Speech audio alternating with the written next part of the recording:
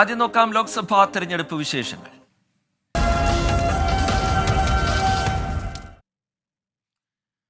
ലോക്സഭാ തെരഞ്ഞെടുപ്പിന്റെ ആദ്യഘട്ടത്തിന് പരസ്യപ്രചാരണം ഇന്ന് അവസാനിക്കും. 102 മണ്ഡലങ്ങളാണ് ആദ്യഘട്ടത്തിൽ വിധിയെഴുതുക. പ്രധാനമന്ത്രി നരേന്ദ്രമോദി, ആഭ്യന്തരമന്ത്രി അമിത്ഷാ, കോൺഗ്രസ് നേതാക്കളായ രാഹുൽ ഗാന്ധി, പ്രിയങ്ക ഗാന്ധി എന്നിവർ വിവിധ സംസ്ഥാനങ്ങളിലെ റാലികളിൽ ഇന്ന് സംസാരിക്കും. 7 ഘട്ടങ്ങളിലായി നടക്കുന്ന തെരഞ്ഞെടുപ്പിൽ ആദ്യഘട്ടമാണ് മറ്റന്നാളത്തേത്. ഏറ്റവും കൂടുതൽ മണ്ഡലങ്ങൾ ബൂത്തിലെത്തുന്നതും ഈ ഘട്ടത്തിൽ. 102 ലോക്സഭാ മണ്ഡലങ്ങൾ, 17 സംസ്ഥാനങ്ങളിലും 4 കേന്ദ്രഭരണ പ്രദേശങ്ങളിലും വെള്ളിയാഴ്ച ജനങ്ങൾ വിധിയെഴുതും. തമിഴ്നാടടക്കം 7 സംസ്ഥാനങ്ങളിലും 3 കേന്ദ്രഭരണ പ്രദേശങ്ങളിലും ഒറ്റഘട്ടമായി തെരഞ്ഞെടുപ്പ് പൂർത്തിയാകും. തിഹാർ ജയിലിൽ കഴിയുന്ന അരവിന്ദ് കെജ്രിവാൾ, മനീഷ് സിസോദിയ, സുരേന്ദ്ര ജെയിൻ എന്നിവരെ ഉൾപ്പെടുത്തി 40 താരപ്രചാരകരുടെ പട്ടിക ആം ആദ്മി പുറത്തിറക്കി. രണ്ടാമത്തെ പേരായി മുഖ്യമന്ത്രിയുടെ ഭാര്യ സുനിത കെജ്രിവാളിനെയാണ് ഉൾപ്പെടുത്തിയിരിക്കുന്നത്. അരുണാചൽ പ്രദേശ്, സിക്കിം എന്നീ സംസ്ഥാനങ്ങളിലെ നിയമസഭകളിലേക്കും 19-ാം തീയതിയാണ് വോട്ടെടുപ്പ് നടക്കുക. ഝാർഖണ്ഡിലെ 3 ലോക്സഭാ സ്ഥാനാർത്ഥികളെ കൂടി ഇന്നലെ കോൺഗ്രസ് പ്രഖ്യാപിച്ചു. ഇതുവരെ കോൺഗ്രസ് പ്രഖ്യാപിച്ച സ്ഥാനാർത്ഥികളുടെ എണ്ണം ഇതോടെ 281ആയി. 24 ഡൽഹി. കേരളത്തിൽ ലോക്സഭാ തെരഞ്ഞെടുപ്പിന് 9 നാൾ മാത്രം ശേഷിക്കെ പോരാട്ടം കടുപ്പിച്ച് മുന്നണികൾ. രാഹുൽ ഗാന്ധി വരും ദിവസങ്ങളിൽ കൂടുതൽ മണ്ഡലങ്ങളിൽ പ്രചാരണത്തിനെത്തും. LDF-ന് വേണ്ടിയും ദേശീയ നേതാക്കൾ പ്രചാരണ രംഗത്ത് സജീവമായി കഴിഞ്ഞു. ലോക്സഭാ തെരഞ്ഞെടുപ്പിൽ സംസ്ഥാനത്തെ 8 ജില്ലകളിലെ മുഴുവൻ ബൂത്തുകളിലും വെബ്കാസ്റ്റിംഗ് ഏർപ്പെടുത്തുമെന്ന് മുഖ്യ തെരഞ്ഞെടുപ്പ് ഓഫീസർ സഞ്ജയ് കൗൾ അറിയിച്ചു.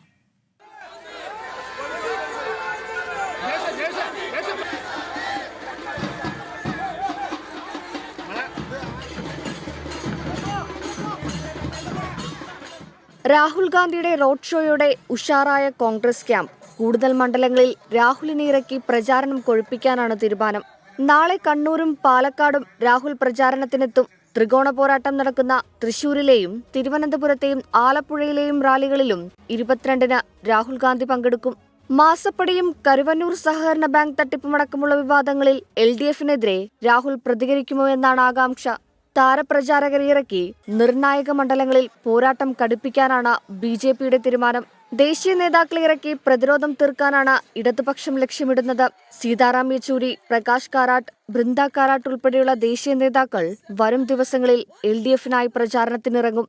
ലോക്സഭാ തെരഞ്ഞെടുപ്പിൽ സംസ്ഥാനത്തെ 8 ജില്ലകളിലെ മുഴുവൻ ബൂത്തുകളിലും വെബ്കാസ്റ്റിംഗ് ഏർപ്പെടുത്തുമെന്ന് മുഖ്യ തെരഞ്ഞെടുപ്പ് ഓഫീസർ സഞ്ജയ് കൗൾ അറിയിച്ചു. കാസർഗോഡ്, കണ്ണൂർ, വയനാട്, മലപ്പുറം, കോഴിക്കോട്, പാലക്കാട്, തൃശൂർ, തിരുവനന്തപുരം എന്നീ ജില്ലകളിലെ മുഴുവൻ ബൂത്തുകളിലുമാണ് തത്സമയ നിരീക്ഷണ സംവിധാനം ഏർപ്പെടുത്തുക. ബാക്കിയുള്ള 6 ജില്ലകളിൽ 75% ബൂത്തുകളിലും വെബ്കാസ്റ്റിംഗ് സൗകര്യമൊരുക്കും. എന്നാൽ ഈ ജില്ലകളിലെ മുഴുവൻ പ്രശ്നബാധിത ബൂത്തുകളും തത്സമയ നിരീക്ഷണത്തിലായിരിക്കും. ഒന്നിലധികം ബൂത്തുകളുള്ള വോട്ടെടുപ്പ് കേന്ദ്രങ്ങളിൽ തിരക്ക് നിയന്ത്രിക്കുന്നതിന് ബൂത്തുകൾക്ക് പുറത്തും ക്യാമറ സ്ഥാപിക്കും. 24 തിരുവനന്തപുരം. വടകരയിലെ LDF സ്ഥാനാർത്ഥി KK ശൈലജയ്ക്കെതിരെ വ്യാജ പ്രചാരണം നടത്തിയതിന് മുസ്ലിം ലീഗ് ഭാരവാഹിക്കെതിരെ കേസ്. ന്യൂമാഹി സ്വദേശി അസ്ലമിനെതിരെയാണ് നടപടി. സജോ ദേവസ്യ വിവരങ്ങളുമായി കണ്ണൂരിൽ നിന്ന് ചേരുന്നുണ്ട്. സജോ, വിശദാംശങ്ങൾ. സജോ. റിജിത്ത്, വടകരയിലെ LDF സ്ഥാനാർത്ഥി KK ശൈലജയ്ക്കെതിരെ സമൂഹ മാധ്യമങ്ങളിൽ വ്യാജ പ്രചരണം നടത്തി എന്ന പരാതിയിലാണ് മുസ്ലിം ലീഗ് ഭാരവാഹിയായ മുസ്ലിം ലീഗിന്റെ ന്യൂമാഹി പഞ്ചായത്ത് സെക്രട്ടറി കൂടിയായ അസ്ലമിനെതിരെ ന്യൂമാഹി പോലീസ് കേസെടുത്തിരിക്കുന്നത്. ഇതിൽ ഒരു LDF പ്രവർത്തകന്റെ പരാതിയിന്മേലാണ് വാട്സപ്പ് ഗ്രൂപ്പിൽ പങ്കുവച്ച വീഡിയോ ദൃശ്യങ്ങൾ അത് തെറ്റായ KK ശൈലജയ്ക്കെതിരെ തെറ്റായ പ്രചരണം നടത്തുന്നതാണ്. അത് വർഗീയ പ്രചരണമടക്കം ഉൾക്കൊള്ളുന്ന വീഡിയോ ദൃശ്യങ്ങളാണ് സമൂഹ മാധ്യമങ്ങളിൽ, അതായത് വാട്സപ്പ് ഗ്രൂപ്പിൽ ഇദ്ദേഹം പങ്കുവച്ചത് എന്ന പരാതി പോലീസിന് ലഭിച്ചിരുന്നു. ഈ പരാതിയുടെ അടിസ്ഥാനത്തിൽ സമൂഹ മാധ്യമങ്ങളിൽ നടത്തിയ പരിശോധനയിൽ ഇത്തരം ഒരു കണ്ടന്റ് അസ്ലം പങ്കുവച്ചിട്ടുണ്ട് എന്ന് വ്യക്തമാവുകയും അതിന്റെ അടിസ്ഥാനത്തിലാണ് കേസെടുക്കുകയും ചെയ്തിട്ടുള്ളത്. നേരത്തെ സമൂഹ മാധ്യമങ്ങളിൽ പലതരത്തിലുള്ള വ്യാജ പ്രചാരണങ്ങൾ, അശ്ലീല വീഡിയോ ദൃശ്യങ്ങളടക്കം വർഗീയ വിഭജനം ഉണ്ടാക്കുന്ന കണ്ടന്റുകളടക്കം പ്രചരിപ്പിക്കുന്നുണ്ട്. അങ്ങനെ തെറ്റായ പ്രചരണം സമൂഹ മാധ്യമങ്ങൾ വഴിയും നടത്തുന്നു എന്ന പരാതി സ്ഥാനാർത്ഥി തന്നെ ഉന്നയിക്കുകയും ചെയ്തിരുന്നു. അതിന് പിന്നാലെയാണ് ഏതായാലും ന്യൂമാഹി പോലീസ് ഇതൊരു പ്രത്യേക വിഷയത്തിലാണ്, അതായത് ഇതൊരു വർഗീയ പ്രചാരണം ഉൾക്കൊള്ളുന്ന കണ്ടന്റാണ്, വീഡിയോ ദൃശ്യങ്ങളാണ്, സ്ഥാനാർത്ഥിക്കെതിരെ രാഷ്ട്രീയമായി ഉപയോഗിക്കുക എന്ന ലക്ഷ്യത്തോടു കൂടി പ്രചരിപ്പിച്ചു എന്ന അതിന്റെ അടിസ്ഥാനത്തിലാണ് ഇപ്പോൾ കേസെടുത്തിരിക്കുന്നത്. ശരി, സജോ ദേവസ്യ കണ്ണൂരിൽ നിന്ന് വിവരങ്ങൾ നൽകുകയായിരുന്നു. ആരോപണ പ്രത്യാരോപണങ്ങൾ കടുക്കുന്ന വടകര ലോക്സഭാ മണ്ഡലത്തിൽ ഇന്ന് പ്രചാരണത്തിനായി ദേശീയ നേതാക്കൾ എത്താൻ പോകുന്നു. LDF സ്ഥാനാർത്ഥി KK ശൈലജയുടെ പ്രചാരണത്തിനായി CPM general secretary Sitaram Yechury എത്തും. വൈകിട്ട് 4-ന് കോട്ടപ്പറമ്പിൽ നടക്കുന്ന LDF റാലിയിൽ അദ്ദേഹം സംസാരിക്കും. NDA സ്ഥാനാർത്ഥി പ്രഫുൽ കൃഷ്ണയ്ക്കായി കേന്ദ്ര പ്രതിരോധ മന്ത്രി രാജ്നാഥ് സിംഗ് തലശ്ശേരിയിലെ തെരഞ്ഞെടുപ്പ് യോഗത്തിൽ പങ്കെടുക്കും. UDF സ്ഥാനാർത്ഥി ഷാഫി പറമ്പിലിന്റെ പ്രചാരണത്തിനായി പ്രതിപക്ഷ നേതാവ് VD സതീശനും ഉമാ തോമസ് MLAയും മണ്ഡലത്തിൽ എത്തും. ആരോപണ പ്രത്യാരോപണങ്ങളിൽ കലുഷിതമായി വടകരയിലെ പ്രചാരണ രംഗം. കള്ളവോട്ടിന് ശ്രമം നടക്കുന്നു എന്ന ആരോപണവുമായി കോൺഗ്രസ് ഹൈക്കോടതിയെ സമീപിച്ചപ്പോൾ UDF സ്ഥാനാർത്ഥി വ്യക്തിഹത്യ നടത്തുന്നു എന്ന പരാതിയുമായാണ് തെരഞ്ഞെടുപ്പ് കമ്മീഷനെ LDF സ്ഥാനാർത്ഥി KK ശൈലജ സമീപിച്ചിരിക്കുന്നത്. തെരഞ്ഞെടുപ്പ് തീയതി അടുക്കുംതോറും വടകരയിലെ ആരോപണ പ്രത്യാരോപണങ്ങളുടെ മൂർച്ച ഏറുകയാണ്. UDFും സൈബർ ടീമും വ്യക്തിഹത്യ നടത്തുന്നു എന്ന പരാതിയുമായി KK ശൈലജ വീണ്ടും തെരഞ്ഞെടുപ്പ് കമ്മീഷനെ സമീപിച്ചു. ആദ്യ പരാതിയിൽ പോലീസ് വേണ്ടത്ര ഇടപെടൽ നടത്തിയില്ലെന്ന ആരോപണവും KK ശൈലജയ്ക്കുണ്ട്. അതേസമയം കള്ളവോട്ട് നടക്കാൻ സാധ്യതയുണ്ടെന്ന പരാതിയുമായാണ് കോൺഗ്രസ് ഹൈക്കോടതിയെ സമീപിച്ചത്. കേന്ദ്രസേനയുടെ സേവനം വേണമെന്നും ആവശ്യപ്പെടുന്നു. ഇതിൽ തെരഞ്ഞെടുപ്പ് കമ്മീഷന് ഹൈക്കോടതി നോട്ടീസ് അയച്ചിട്ടുണ്ട്. ഈ മാസം 19-ന് മറുപടി നൽകാനാണ് നിർദ്ദേശം. കടുത്ത മത്സരം നടക്കുന്ന മണ്ഡലം എന്ന പേരിൽ വടകര ഇതിനകം തന്നെ ശ്രദ്ധാകേന്ദ്രമായതാണ്. ഇതിനു പുറമെയാണ് വ്യക്തിഹത്യ, കള്ളവോട്ട് ആരോപണങ്ങൾ കൂടി ചർച്ചയാകുന്നത്. 24 കോഴിക്കോട്. ഇറാന് ഉപരോധം ഏർപ്പെടുത്താൻ അമേരിക്ക. ഉപരോധം പ്രാബല്യത്തിൽ വന്നാൽ അത് ഇറാന്റെ എണ്ണ കയറ്റുമതിയെ സാരമായി ബാധിക്കും. പ്രത്യാക്രമണം ചർച്ച ചെയ്യാൻ ഇസ്രയേൽ വാർ ക്യാബിനറ്റ് 5ാം തവണയും കൂടി. മധു കൊട്ടാരക്കര ചേരുന്നുണ്ട് വിവരങ്ങളുമായി ന്യൂജേഴ്സിയിൽ നിന്ന്. മധു കൊട്ടാരക്കര, എന്താണ് പശ്ചിമേഷ്യയിലെ സംഘർഷ സാഹചര്യവുമായി ബന്ധപ്പെട്ടുള്ള ഏറ്റവും പുതിയ വിവരങ്ങൾ? അമേരിക്ക സ്വീകരിക്കാൻ പോകുന്ന നിലപാട് എങ്ങനെയായിരിക്കും? മധു കൊട്ടാരക്കര.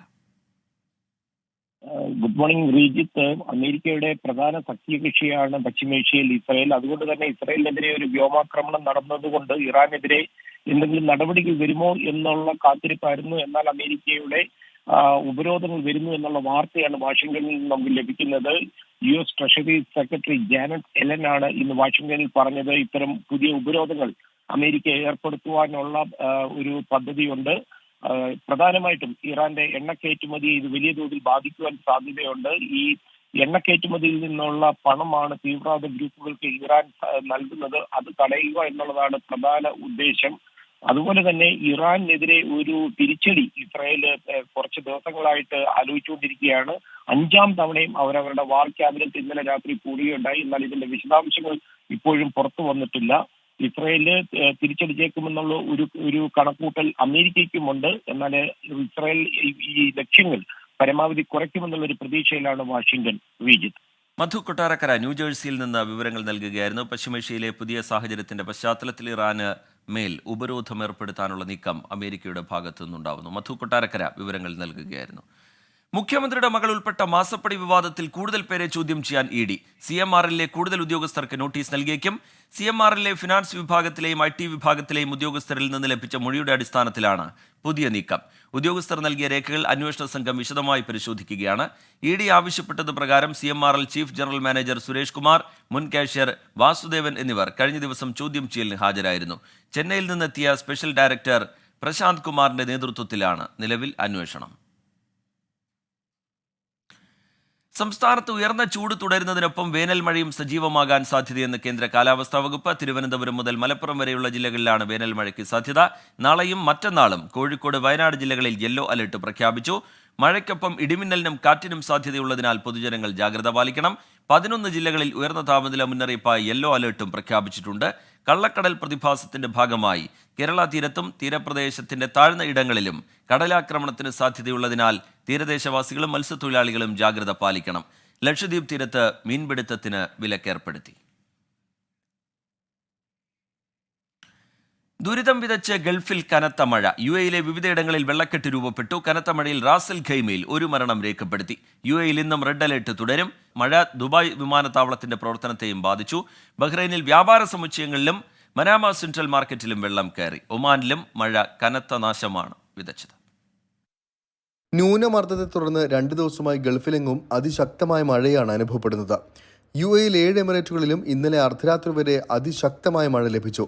പലയിടത്തും റോഡുകളിലും താഴ്ന്ന പ്രദേശങ്ങളിലും വെള്ളം നിറഞ്ഞു. വാഹന ഗതാഗതം താറുമാറായി. കനത്ത മഴയിൽ റാസൽ ഖൈമയിൽ ഒരു സ്വദേശി മരിച്ചു. വാദിയിൽ ഒഴുക്കിൽപ്പെട്ടാണ് മരണം സംഭവിച്ചത്.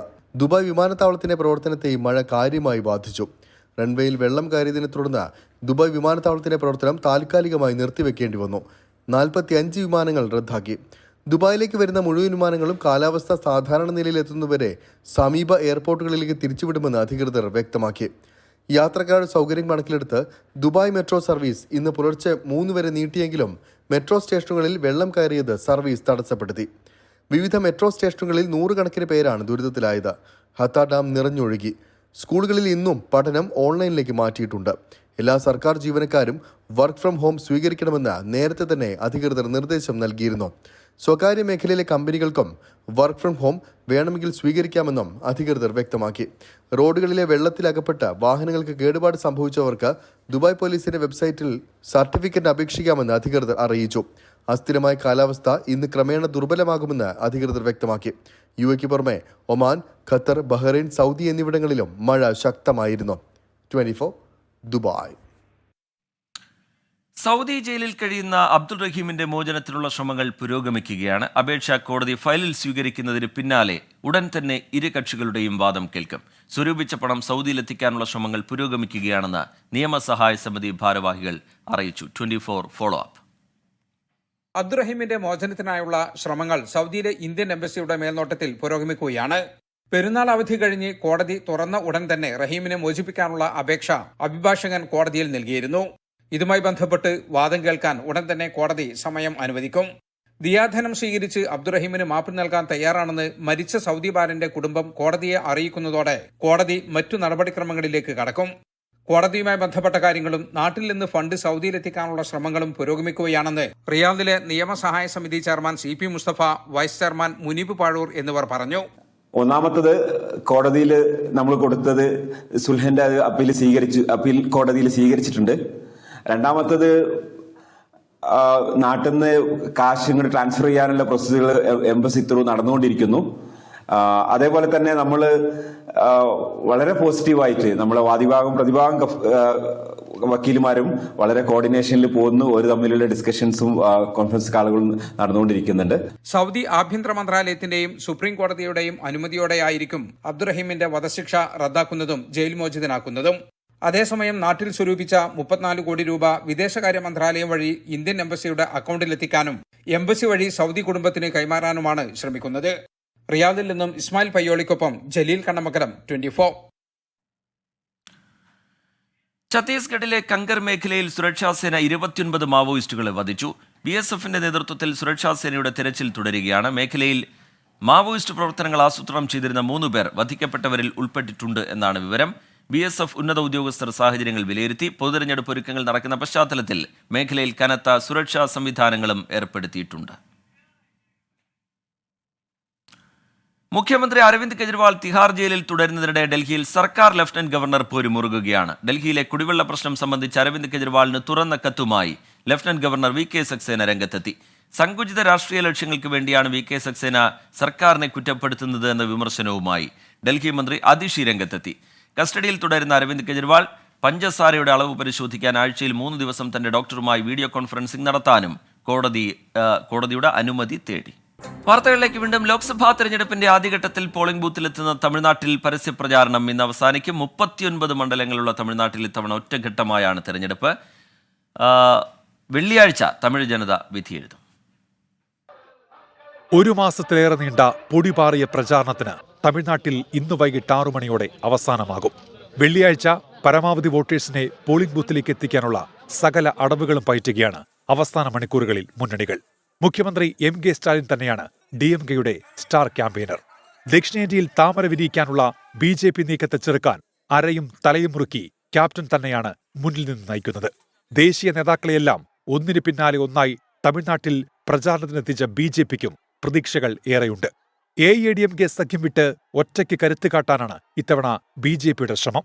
തെലങ്കാന ഗവർണർ സ്ഥാനം രാജിവെച്ച് ചെന്നൈ സൗത്തിൽ മത്സരിക്കുന്ന ഡോക്ടർ തമിഴ്സൈ സൗന്ദരരാജനിലും കോയമ്പത്തൂരിൽ മത്സരിക്കുന്ന BJP സംസ്ഥാന അധ്യക്ഷൻ K അണ്ണാമലയിലും BJP ഏറെ പ്രതീക്ഷ വയ്ക്കുന്നു. മുൻ കേന്ദ്രമന്ത്രി പൊൻ രാധാകൃഷ്ണൻ മത്സരിക്കുന്ന കന്യാകുമാരിയും BJP കണ്ണുവെക്കുന്ന മണ്ഡലമാണ്. തൂത്തുക്കുടിയിൽ നിന്ന് 2ാം ഘട്ടവും ജയം പ്രതീക്ഷിക്കുന്ന മുൻ മുഖ്യമന്ത്രി M കരുണാനിധിയുടെ മകളും DMK നേതാവുമായ കനിമൊഴി, രാമനാഥപുരത്ത് BJP പിന്തുണയോടെ സ്വതന്ത്ര സ്ഥാനാർത്ഥിയെ മത്സരിക്കുന്ന തമിഴ്നാട് മുൻ മുഖ്യമന്ത്രി O പനീർസെൽവം, ചെന്നൈ സെൻട്രലിൽ DMK സ്ഥാനാർത്ഥിയെ മത്സരിക്കുന്ന മുൻ കേന്ദ്രമന്ത്രി ദയാനിധി മാരൻ, തേനിയിൽ നിന്ന് BJP പിന്തുണയോടെ സ്വന്തം പാർട്ടിയായ AMMKയുടെ സ്ഥാനാർത്ഥിയായ TTV ദിനകരൻ തുടങ്ങി ജനവിധി തേടുന്ന പ്രമുഖർ ഏറെയുണ്ട്. 24 ചെന്നൈ. വോട്ടെടുപ്പിന് ഇനി മണിക്കൂറുകൾ മാത്രം. തമിഴ്നാട്ടിൽ DMK ആധിപത്യം തുടരുമോ? ദക്ഷിണേന്ത്യ കേന്ദ്രീകരിച്ചുള്ള BJP പ്രചാരണം ലക്ഷ്യം കാണുമോ? ജനഹിതമറിയാൻ ജൂൺ 4 വരെ കാത്തിരിക്കണം. ശ്രീകാന്ത് ഗൗരീശപ്പട്ടത്തോടൊപ്പം അനീഷ് കെ ശിവദാസ്, 24 ചെന്നൈ. പൂരം പൊടിപൂരം. പൂരത്തിനൊരുങ്ങി തൃശൂർ. അവസാനവട്ട ഒരുക്കങ്ങൾ തകൃതിയായി പുരോഗമിക്കുകയാണ്. പാറമേക്കാവ്, തിരുവമ്പാടി വിഭാഗങ്ങളുടെ സാമ്പിൾ വെടിക്കെട്ട് ഇന്ന് വൈകിട്ട് 7 മണിക്ക് നടക്കും. രാവിലെ ഇരുവിഭാഗങ്ങളുടെയും ആനച്ചമയ പ്രദർശനത്തിന് തുടക്കമാകും. സസ്പെൻസ് വെടിക്കെട്ട് നിർമ്മാണം അവസാന ഘട്ടത്തിലാണ്. 19-നാണ് പൂരം. നാളെ തെച്ചിക്കോട്ടുകാവ് രാമചന്ദ്രൻ നെയ്തലക്കാവമ്മയുടെ തിടമ്പേറ്റി വടക്കുന്നാഥ ക്ഷേത്രത്തിലെത്തും. പിന്നീട് എറണാകുളം ശിവകുമാർ തിടമ്പേറ്റി തെക്കേ ഗോപുര നട തുറന്ന് നിലപാട് തറയിലെത്തി പൂര വിളംബരം നടത്തും. തൃശൂർ പൂരത്തിലെ കുടമാറ്റത്തിനുള്ള ഒരുക്കങ്ങൾ അന്തിമഘട്ടത്തിലാണ്. പാറമേക്കാവും തിരുവമ്പാടിയും വ്യത്യസ്തമായ കുടകൾ ഇറക്കാനുള്ള പണിപ്പുരയിലാണ്. സ്പെഷ്യൽ കുടകളിലും അത്ഭുതങ്ങൾ സൃഷ്ടിക്കാനാണ് ഇരുകൂട്ടരുടെയും ശ്രമം.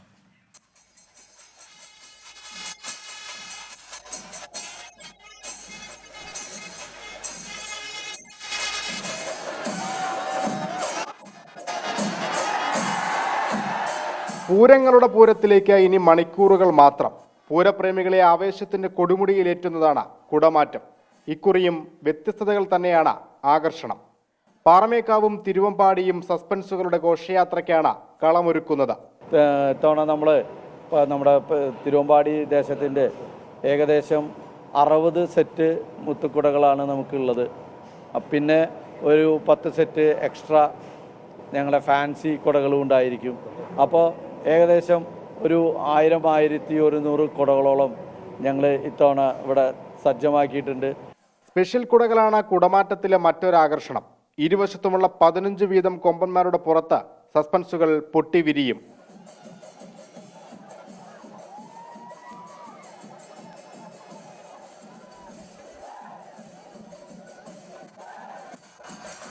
പാറമേക്കാവിനായി സ്പെഷ്യൽ കുടകൾ നിർമ്മിക്കുന്നത് തൃശൂർക്കാരൻ സോഹനാണ്.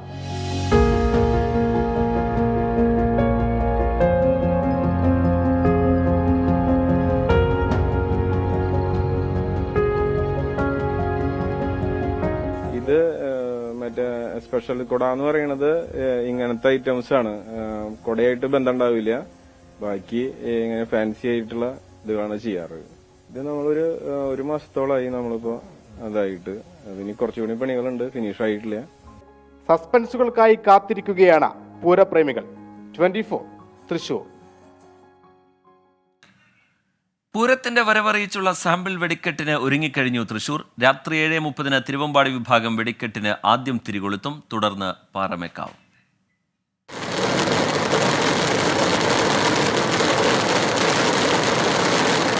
ചരിത്രം തിരുത്തിക്കുറിച്ച് തൃശൂരിന്റെ ആകാശമേലാപ്പിൽ ഇന്ന് രാത്രി ശബ്ദവർണ്ണവിസ്മയങ്ങളുടെ ഇന്ദ്രജാലം പെയ്തിറങ്ങും. ബഹുവർണ്ണ മിട്ടുകൾ, കുണ്ട്, മാലപ്പടക്കം തുടങ്ങിയവ വെടിക്കെട്ടിന് വർണ്ണശോഭ നൽകും. പുതിയ മുട്ടുകൾ ഉത്ഭവിക്കുന്നത് തൃശ്ശൂർ പൂരത്തിനാണ്. അത് ഇപ്രാവശ്യവും നമ്മൾ 2-3 മുട്ടുകൾ അണിയറയിൽ ഒരുക്കിയിട്ടുണ്ട്. അതിൽ നമ്മൾ കുടമാറ്റം ആനപ്പുറത്താണ് നമ്മൾ ഇപ്രാവശ്യം നമ്മളത് ആകാശത്ത് വെടിക്കെട്ടിലൂടെ ഒരു കുടമാറ്റം അവതരിപ്പിക്കുകയാണ്. ഡാൻസിങ് അമ്പർല എന്ന് പറഞ്ഞിട്ടൊരു അമുട്ട് നമ്മൾ പുതിയ വെറൈറ്റി അമുട്ട് ഉണ്ടാക്കിയിട്ടുണ്ട്. അതുമാതിരി തന്നെ മറ്റുള്ള എല്ലാവിധ അമുട്ടുകളും ഉണ്ട്. തൃശൂർ പൂരത്തിന്റെ വെടിക്കെട്ടിന് ഇത്തവണ തിരുവമ്പാടി പാറമേക്കാവ് വിഭാഗങ്ങളെ നയിക്കുക ഒരാളാണ്. നൂറ്റാണ്ടുകൾ പിന്നിട്ട ചരിത്രത്തിൽ ആദ്യമായാണ് ഇരു വിഭാഗങ്ങളുടെയും വെടിക്കെട്ട് ചുമതല ഒരാളിലേക്ക് എത്തുന്നത്. മുണ്ടത്തിക്കോട് സ്വദേശി PM സതീഷിനാണ് ചുമതല. മുണ്ടത്തിക്കോട് വയലിന് നടുവിലെ വെടിപ്പുരകളിൽ അവസാനവട്ട ഒരുക്കത്തിലാണ് തൊഴിലാളികൾ. സാധനം അതിൻ്റെ ഉള്ളിൽ ഇതിന് പാകമായിട്ടുള്ള വെച്ച് ഞങ്ങളത് വെക്കും. ഇങ്ങനെ അത് കുഴി കുട്ടി അതിലിറക്കി വെക്കും. അതിലിറക്കി വെച്ച ഈ സാധനം തനിക്ക് ഇതിന് തിരി ഇട്ടിട്ട് പുറത്തേക്ക് തിരി ഉണ്ടാവും. ആ തിരിയുമ്പോൾ തീ കൊട്ട ഈ സാധനം നേരെ മുകളിലേക്ക് പോകും. കൊണ്ടുപോകേണ്ട ഈ സാധനമാണ്. ഇതാണ് കൊണ്ടുപോകുന്ന സാധനം. വെടിക്കെട്ടിൽ സാധാരണക്കാരനായ ഓലപ്പടക്കം വരെയുള്ളവയുടെ നിർമ്മാണം അവസാന ഘട്ടത്തിലാണ്. ഓലെടുത്തിട്ട് തിരി വെച്ചിട്ട് മരുന്നിട്ട് കെട്ടുക.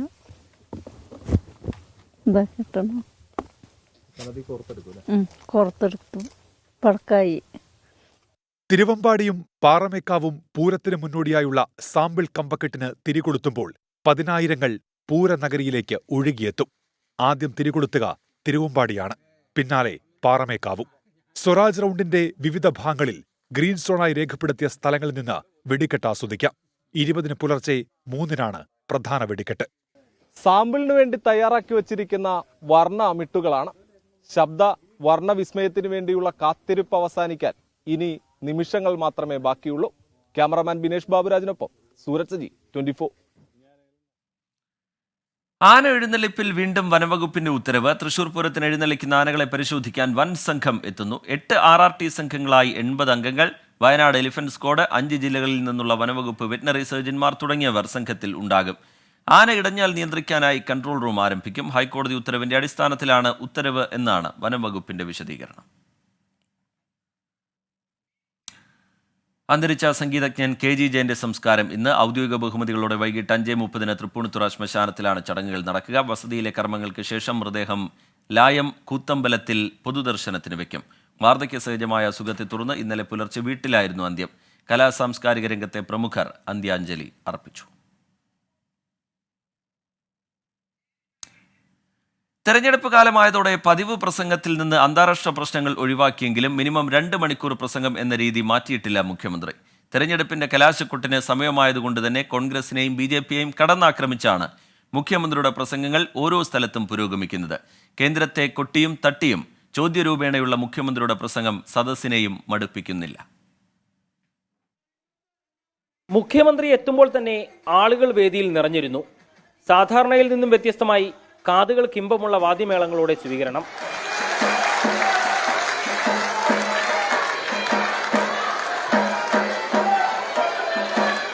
സ്ഥാനാർത്ഥിയായ K. രാധാകൃഷ്ണന്റെ കൈ ചേർത്തു പിടിച്ച് സദസ്സിനെ അഭിവാദ്യം ചെയ്തു. മുഖ്യമന്ത്രിയെ ഈ റാലി ഉദ്ഘാടനം ചെയ്യുന്നതിന് വേണ്ടി ക്ഷണിക്കുന്നു.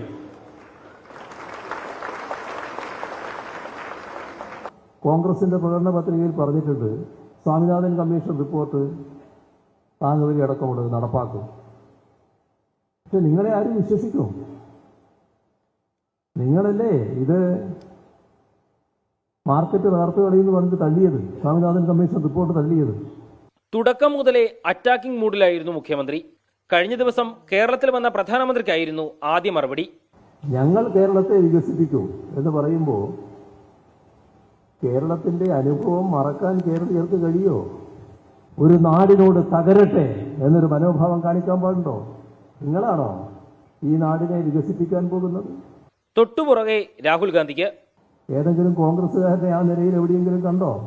അല്ല, നമ്മുടെ ശ്രദ്ധയിൽപ്പെടാത്തതാണെങ്കിൽ രാഹുൽ ഗാന്ധി ഇവിടെ ഉണ്ടല്ലോ, ഒന്ന് പറ, ഇന്നയാള് ഇവിടെ ഉണ്ടായി, ഇന്ന ഭാഗത്ത് അറസ്റ്റ് ചെയ്യപ്പെട്ടു എന്നൊന്ന് പറഞ്ഞൂടെ?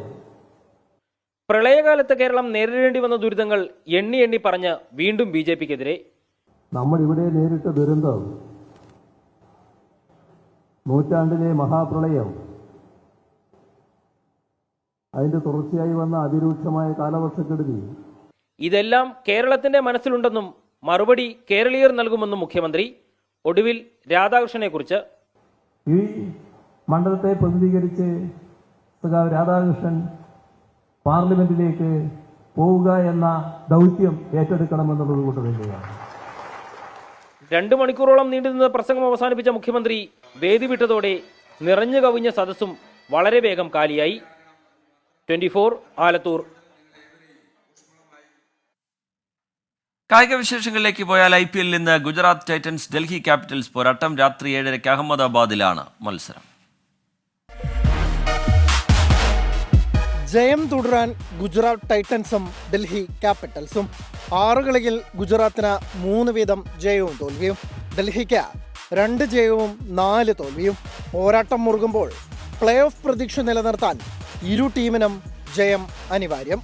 ആവേശം അവസാന പന്ത് വരെ നീണ്ട മത്സരത്തിൽ അപരാജിതരായി കുതിക്കുകയായിരുന്ന രാജസ്ഥാൻ റോയൽസിനെ വീഴ്ത്തിയതിന്റെ ആത്മവിശ്വാസത്തിലാണ് ശുഭ്മാൻ ഗില്ലും സംഘവും.